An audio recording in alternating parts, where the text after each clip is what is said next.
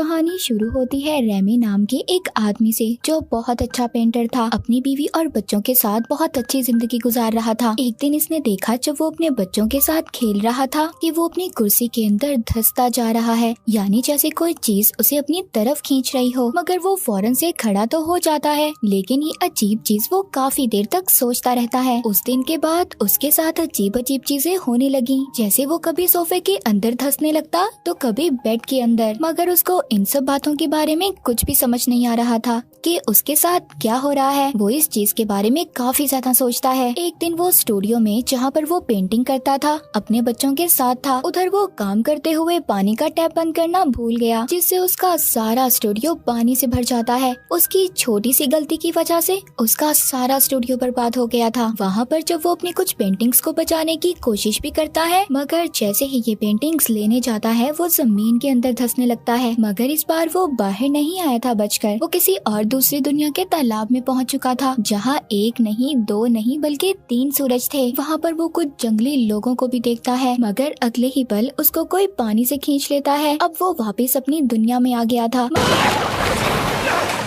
मगर अब उसको कुछ भी ठीक नहीं लग रहा था। उसको इस बात का तो अंदाजा हो चुका था कि ये कोई उसका वहम नहीं है, बल्कि कुछ तो है जो उसके साथ गलत हो रहा है। वो सब बातें अपनी बीवी को बताता है, मगर वो तो उसकी किसी भी बात पर यकीन करने को तैयार ही नहीं थी। दरअसल रेमी की बीवी अपने बॉस को पसंद करती थी और रेमी को छोड़ना चाहती थी। अब बेचारे रेमी के पास तो कुछ भी नहीं बचा था, न उसका स्टूडियो और न ही उसकी बीवी। उस पर तो जैसे मुसीबतों का पहाड़ टूट चुका था। उसकी बीवी तो अपने बॉस को मिलवाने घर पर भी ले आती है। रेमी को कुछ भी समझ नहीं आता। वो तो आराम से उनकी हर बात मान लेता है। वो तो उनसे ये भी कह देता है कि कुछ दिन के बाद मैं घर छोड़कर चला जाऊंगा। अब ये बात जब वो अपने घर वालों को बताता है कि उसकी बीवी उसे छोड़ना चाहती है, उनकी मदद चाहिए, मगर वो भी उसकी कोई बात नहीं सुनते और मदद करने से साफ इनकार कर देते हैं। अब इन सब के बाद जब वो कॉफी बनाने किचन में जाता है तो उसके साथ दोबारा से अजीब अजीब चीजें होने लगती हैं। उसकी बिल्ली हवा में रुक जाती है। रेमी उसे हिलाता है, मगर उसकी बिल्ली तो जैसे हवा में ही जम गई थी। वो जब अपने आसपास की चीजों को देखता है सब कुछ रुक गया था। जमीन लिक्विड जैसे होने लगी थी और वो अब जमीन में धंसता जा रहा था। अचानक से वो अपने घर से एक जंगल में आ गया था,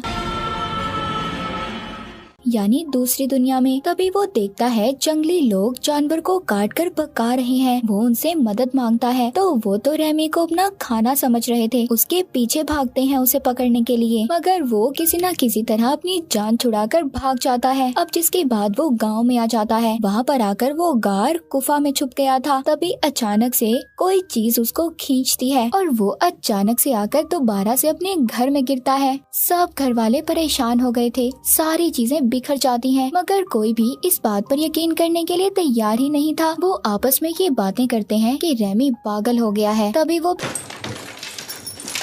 बेहोश हो जाता है। अब उसकी आंख हॉस्पिटल में खुलती है, मगर डॉक्टर भी उसकी किसी बात पर यकीन करने के लिए तैयार ही नहीं थे। अब रेमी जब अपने स्टूडियो में जाता है तो वहाँ पर बैंक वाले, कस्टमर्स सब उससे पैसे लेने आए हुए थे, लेकिन अचानक से सब हिलना बोलना बंद कर देते हैं। वो दोबारा से जमीन के अंदर जाने लगा था। वो सबको बुलाता है, देखो मेरी तरफ, मगर कोई भी नहीं बोल रहा था। बोलते भी बेचारे कैसे, सब जम गए थे। अब वो तीसरी बार उस दूसरी दुनिया में पहुँच गया था। वहाँ पर बहुत सारे जंगली लोग थे, जिन्हें देखकर ऐसा लग रहा था कि जैसे वो इसी का इंतजार कर रहे हों। इशारों ही इशारों में इसे उनकी बात समझ आती है कि वो इसे उड़ने का कह रहे हैं। रेमी को ऐसा लग रहा था कि शायद वो उड़ सकता है। वो जोश में उड़ने लगता है, मगर बेचारा नीचे जाकर गिरता है। वो उसको वहाँ पर जबरदस्ती जादुई फल खिला देते हैं। अब उस फल के खाने की वजह से रेमी भी उनकी जुबान को समझने लगा था।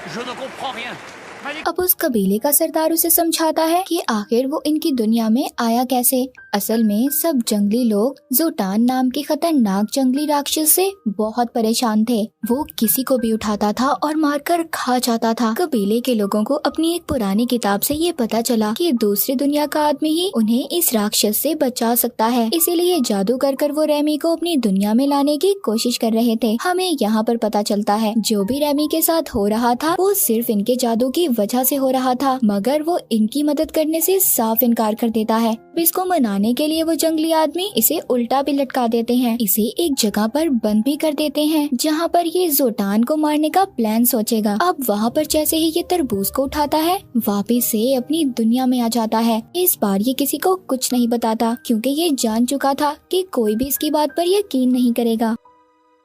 वो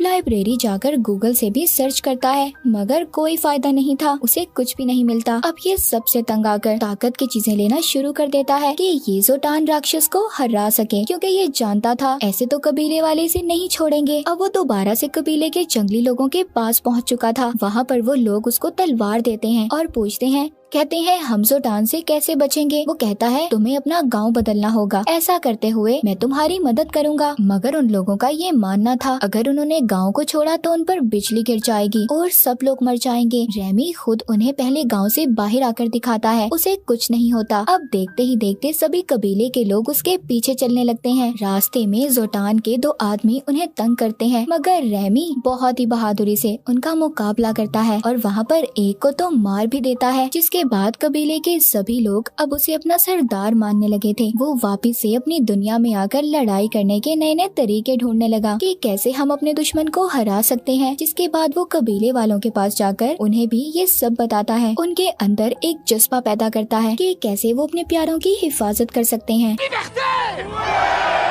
जिसके बाद ये अपनी दुनिया में आकर अपने बेटे के साथ टाइम गुजारता है और फिर दोबारा से दूसरी दुनिया में चला जाता है। तभी वहाँ पर ये देखता है कि वहाँ पर तो जंग छिड़ चुकी थी। जोटान की आर्मी कबीले के लोगों पर भारी पड़ रही थी, उन्हें बुरी तरह मार रही थी। अब ये सभी लोगों को बचाकर एक जगह पर ले आता है और उन्हें अपना प्लान बताता है। जिसके बाद ये जोटान के आदमियों के पास जाकर उनकी बेइज्जती करता है, उन्हें थप्पड़ मारता है और फिर वहाँ से भाग आता है। सब उसका पीछा कर रहे थे। ये अपने कबीले के लोगों को कहता है इन पर हमला कर दो। इसका प्लान कामयाब हो गया था और खुद भागकर एक दरख्त में छुप गया। अब कबीले के लोग जोटान की आर्मी पर तीर बरसा रहे थे। सारी दुश्मन आर्मी मारी जा चुकी थी। अब ये सब कबीले के लोग रेमी के आगे सर झुका लेते हैं। वो अब उनका राजा बन चुका था। रेमी ने टेक्नोलॉजी का इस्तेमाल करके गाँव में बहुत कुछ बनवाया। कबीले वाले उसे अपना गॉड समझने लगे थे। उसे यहाँ हर चीज के मजे मिल रहे थे जो मजे बादशाह लिया करते थे। उसके आसपास भी बहुत सारी लड़कियां थी। काफी टाइम ऐसे ही गुजर जाता है। अब वक्त के साथ साथ रेमी भी बदल गया था। जहाँ पहले वो एक डरपोक इंसान था, मगर अब काफी ना डर और बहादुर हो गया था।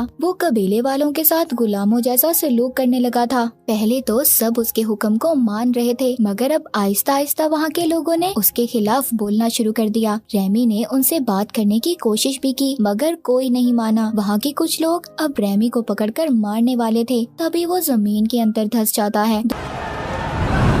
दोबारा से अपनी दुनिया में आ गया था। रेमी अपना सबक सीख चुका था कि लोगों को ऐसे राजा की जरूरत नहीं होती जो उनके साथ गुलामों जैसा सलूक करे। रेमी वापस अपनी दुनिया में आकर अपने दोस्त से मदद मांगता है ताकि वो दोबारा से पेंटिंग्स को शुरू कर सके।